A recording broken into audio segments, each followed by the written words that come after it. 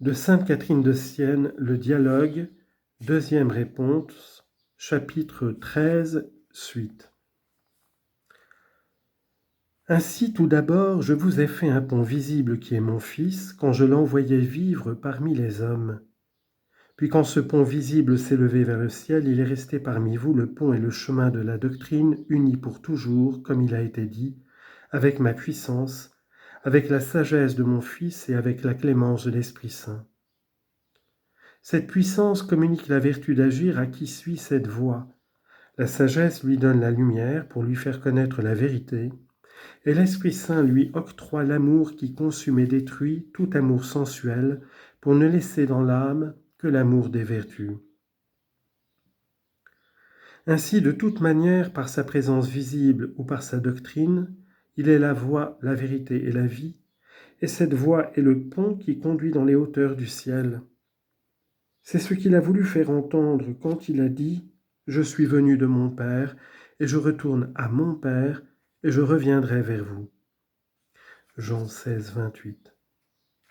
C'est-à-dire, mon Père m'a envoyé vers vous et m'a fait votre pont pour que vous puissiez franchir le fleuve et atteindre à la vie. Puis il ajoute, je reviendrai vers vous, je ne vous laisserai pas orphelins, je vous enverrai le Paraclet, comme pour dire, je vous enverrai ma vérité. Je m'en irai à mon Père et je reviendrai, qu'est-ce à dire, sinon que la venue de l'Esprit Saint, qui est appelé Paraclet, vous montrera plus clairement et vous confirmera que je suis la voie de la vérité.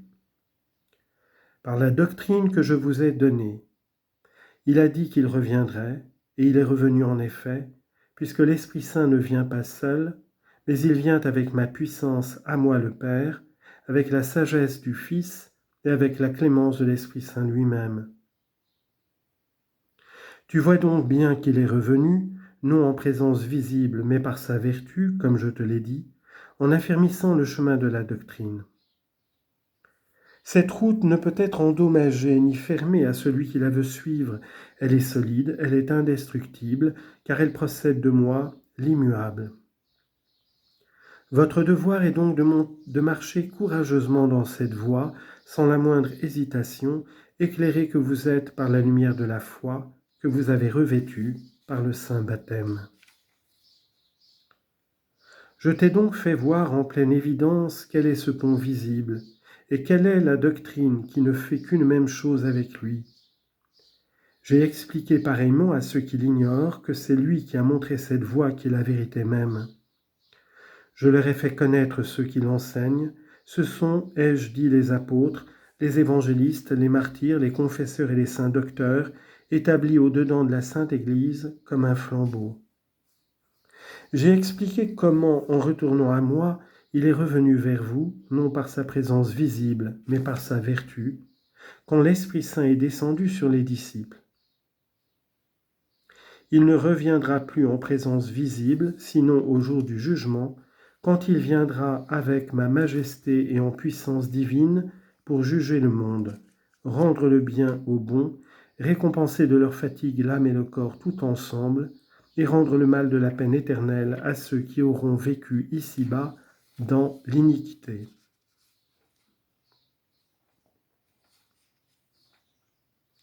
Je veux maintenant te faire connaître ce que moi, vérité, je t'ai promis, en t'expliquant quels sont ceux qui marchent imparfaitement dans cette voie, quels sont ceux qui progressent parfaitement, et quels sont ceux qui atteignent à la grande perfection. Je te dirai aussi comment cheminent les méchants qui par leur iniquité se noient dans le fleuve et n'obtiennent ainsi que supplices et tourments. Je vous en conjure, mes fils très chers, suivez le chemin du pont, ne prenez pas par en dessous, ce n'est pas là la voie de la vérité, c'est celle du mensonge, où passent les pécheurs pervers dont je te parlerai. Ce sont ces pécheurs pour lesquels je vous demande de me prier, pour lesquels je réclame vos larmes et vos sueurs, afin que de moi ils reçoivent miséricorde. Chapitre 14.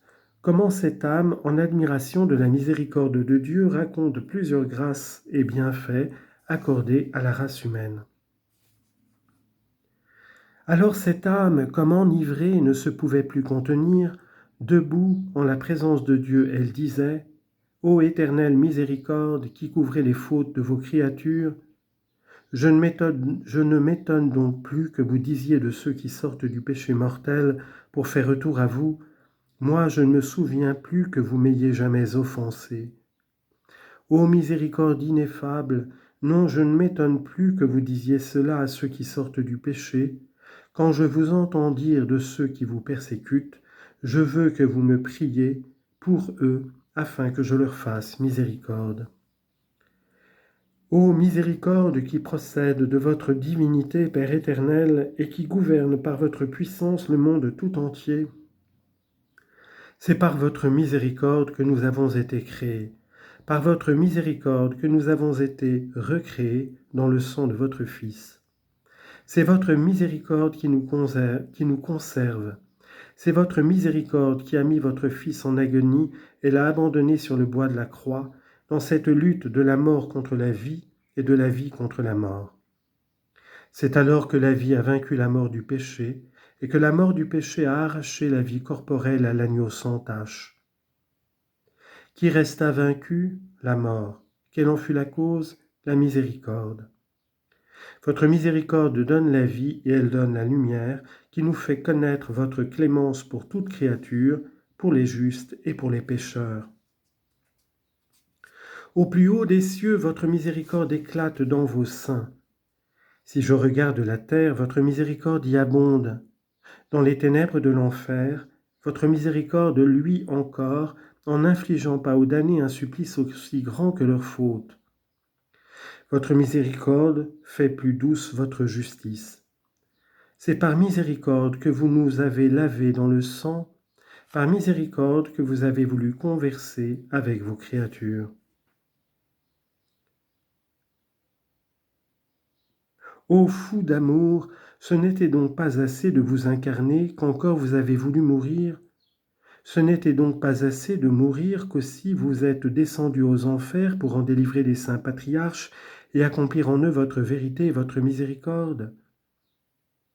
Votre bonté en effet avait promis le bonheur à ceux qui vous servent en vérité, et vous êtes descendu au limbe pour tirer de peine ceux qui vous avaient servi et leur rendre le fruit de leurs travaux. Votre miséricorde vous a poussé à faire plus encore pour l'homme. Vous vous êtes laissé en nourriture afin de nous fortifier en notre faiblesse et pour que notre ignorance avec un tel souvenir ne pût perdre la mémoire de vos bienfaits. Voilà pourquoi chaque jour vous vous donnez à l'homme en vous représentant à lui au sacrement de l'autel dans le corps mystique de la Sainte Église. Qui donc a fait cela? Votre miséricorde. Ô miséricorde, mon cœur devient tout feu à penser à vous. De quelque côté que mon esprit se tourne et se retourne, je ne trouve que miséricorde. Ô Père éternel, pardonnez à mon ignorance si je suis assez présomptueuse pour parler devant vous.